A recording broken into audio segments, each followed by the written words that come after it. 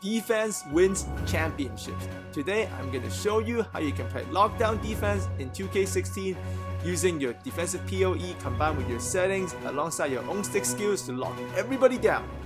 Hi, my name is Sam Pham. If this is the first time you're seeing me, make sure you subscribe right now for 100 more 2K16 tutorials. I make these every day, so subscribe now for those. And yes, demonstrating for us today will be the Orlando Magic versus my Fantastic 10. If you're wondering who the Fantastic 10s are, that's my team squad right there. Yes, how about them pancakes? Alright, so without further delay, let's get into this defensive tutorial right away. It's going to be a good one. It's going to be advanced. It's going to be a lot of information. So let's go, family. Let's get to it. Okay, for your point of emphasis on defense, you want to keep it to neutral defensive focus and at the same time neutral defensive aggression. You don't want to overcommit to protect the paint or limiting shots because you're going to deal with all of those things in the settings depending on the specific lineups the other team is putting on. So with that said, I'm going to describe the defensive settings to you guys in detail. I will first show you the settings for each specific player on the Magic, and then I'll show you clips of what each setting does to that specific player. So we'll begin with Elfrid Payton, who is a very, aggressive point guard, but he's not very good at pulling up for the jump shot. So for on-ball pressure, I set it tight to everyone. So every player on the other team gets tight. But for Elfrid Payton, his off-ball pressure is going to be moderate because he can catch and shoot. I'm going to force all of the guards and the wings to the middle. And as for on-ball screen, either from the center or from other players who are defending Payton, it's going to be go under for everyone and also soft hedge. It's going to be go under because Payton can't shoot, so this will keep him contained in the pick and roll. And you want to make sure you keep it a soft hedge because hard hedge this year is way too aggressive. So keep it a soft hedge for the best results. And I'm going to take you to the footage, and you can see Payton here is running a pick and roll with Vucevic. And you see, now, Steve Blake is supposed to go over the screen, but I was manually controlling him, so that was my fault. I ran into the pick myself. But because of the soft hedge done by Moskov, at this point, I have switched to Moskov manually, and you can see I'm in great position to hedge manually with Moskov to contain Payton. Steve Blake fights over the pick, everything is contained, Vucevic has no free ball, so Moskov should sack down. At this point, I'm going to switch back to Steve Blake and let Moskov close out on Vucevic. Family, that is perfect defense for someone with Elfrid Payton's skill set. So that's one down. Let's do 4 more. Now we're going to move on to Orlando's 2 guard. That is Victor Oladipo. Now for him, once again, on ball pressure, tight on everyone. Now for him, off ball pressure is going to be tight. This is not so much that Oladipo is a great shooter. I do this for him because I don't want him to get easy catches. He's a good catch and go player, so I want to avoid that. Force direction once again, wings and guards all to the middle. On ball screen, and the hedge, he gets the same treatment as Elfrid Payton. This is because he is also not a very good pull-up shooter out of the pick and roll, so I'm just going to take away the drive and punish him that way. Now off ball screen, I am going to go under on Victor Oladipo. Because he doesn't have a really quick release, so going under, I can actually recover faster and shut it down. So I'm going to show you a clip here of me going under on Oladipo. Now, pay attention to Oladipo, who is now in the paint, guarded by Michael Jordan. You see here, he actually beats Vucevic. But Deadman here, which is another weakness of the Magic, they don't have really good passes, so he hit Oladipo late. So by going under the screen, you can see MJ go under the screen there, and he can actually easily recover back to Oladipo because of the Deadman's weak passing and also Oladipo's slow release. So that's good defense. So you don't always have to go over just because the guy can catch and shoot. I say go under unless the guy is a crazy quick catch and shoot shooter like Kyle Korver. We're going to move on to Tobias Harris. He is the small forward of the Magic, and for him, the off-ball pressure is going to be auto. Now, you would be like, oh, Sam Pham, why not moderate? Tobias Harris can't shoot. I want it on auto because if you set it to auto on off-ball, you actually get more help defense. I'll show you on the clip later what I mean. For the pick and roll defense, Tobias Harris gets the same treatment. It's going to be under and soft hedge again because he can't pull up. Off-ball screen, I prefer to go over on Tobias Harris. This is just a personal preference. Going under will work for him too, so take your pick here. But one of the most important things you need to understand about defensive setting is that you got to understand how the other offensive player plays. Tobias Harris is one of the biggest ball hawks in the NBA by advanced stats. So this is why I want to force him to the middle. You want to force all the ball hawks to the middle so they'll run into a crowd. You see here, Tobias Harris is going to catch the ball from the Magic, and he is not going to pass. I'm defending here on ball with Wesley Matthews. He actually got by Wesley, but I'm not panicking too much here because I know he's not going to pass. So I'm just going to push him to the middle towards Maurice Speights. He's going to shoot the ball like a dummy. And I'm going to switch to Maurice Speights myself and do the manual defense, put my hand up with the right stick. This year, any direction with the right stick, you'll get the shot contest, so that's great. You see it right there. I denied the shot. No basket for Mr. Harris. Once again here, you can see his ball hogging tactics kicking in. I'm MJ here, and at this point, I know he's not going to pass because he's Tobias Harris. So I take a gamble here. You see, I reach right there. The gamble didn't pay off, but I know I'm just going to force him to the middle if it doesn't work. So you can see my Jordan is forcing him to the middle.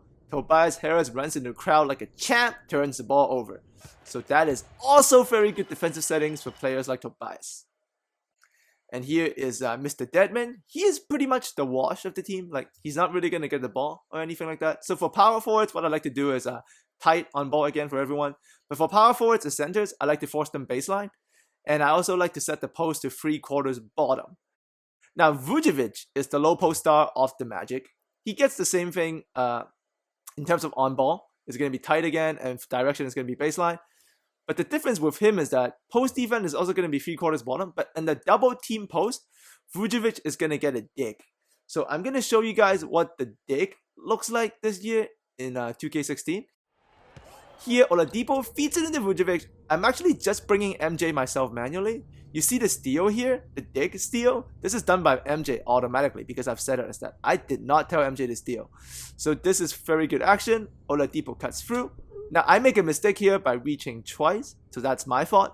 Vucevic should have hit Oladipo, but he missed it. He takes a bad shot here, so we were able to recover. So that's excellent defense.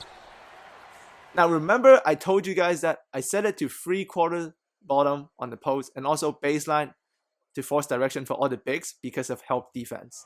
So you can see it right here in this possession. Now, Tobias Harris absolutely bowled by my Matthews here. But I want you to focus on Timofey Mozgov.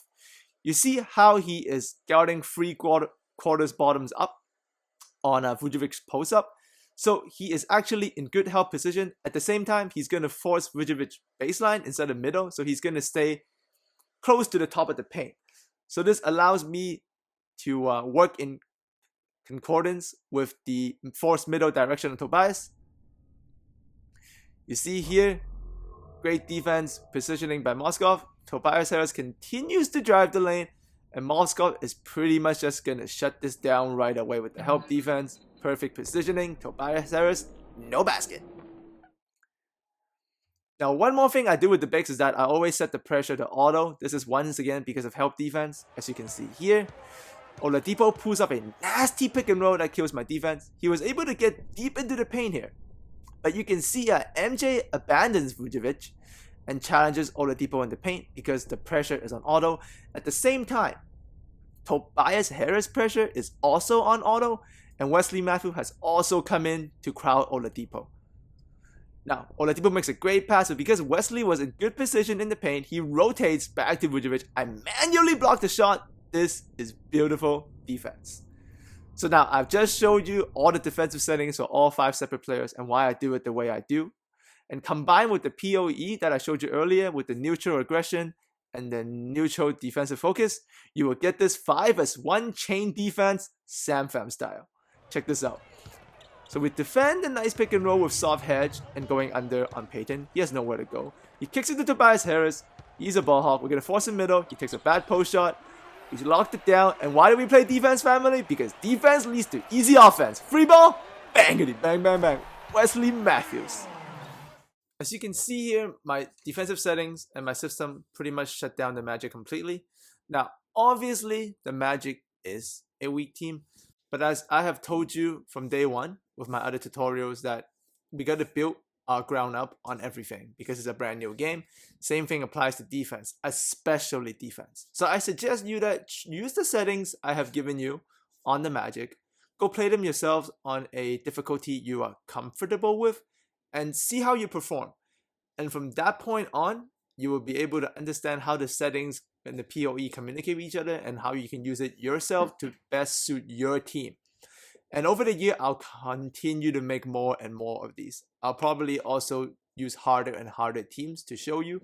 Like I'll step up to maybe the Bucks, and then eventually to like the Rockets, and then the Warriors, the Cavs, the upper echelon. I'll show you the settings for that too. So if you guys would like to see that, add me a like, and also leave a comment in the comment section if you want to see that as a series. That's pretty much it for me today. This was an advanced tutorial. The other two you got from me earlier in the year, those are basics. So this one takes some basketball IQ and patience. So let me know how you guys feel about a tutorial at this level. I know it is long, so I suggest you watch it again to, redigest the information. I would love to hear what you guys think about this one. I could, I guess, tone it down, summary, or dumb it down, but something like this, sometimes I just gotta give it to you like this to the family, because some stuff is hard and it takes a lot of time to explain. So I'll try to keep up one tutorial a day.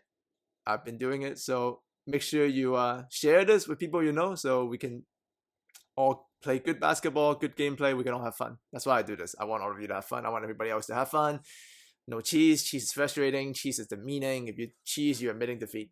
So hopefully you guys enjoyed this. Let me know what you think. Comment section, very important. I do listen, and I listen to all of your feedback. For you guys, I listen to your feedback, and I change my videos based on that. You can tell. I know you guys can tell. So let me hear you. Have a great weekend. I'll see all of you again next time. Crazy offensive set next video. Unstoppable. I've been destroying Hall of Fame sim computer with it. Like, I'm wrecking them with that freelance offense. I'll show you guys tomorrow or maybe Tuesday. I also got more tutorials coming on the other stuff. I'm talking too much. Go play 2K16. Get up. Leave. Stop looking at me. Thanks for coming. I'll see you.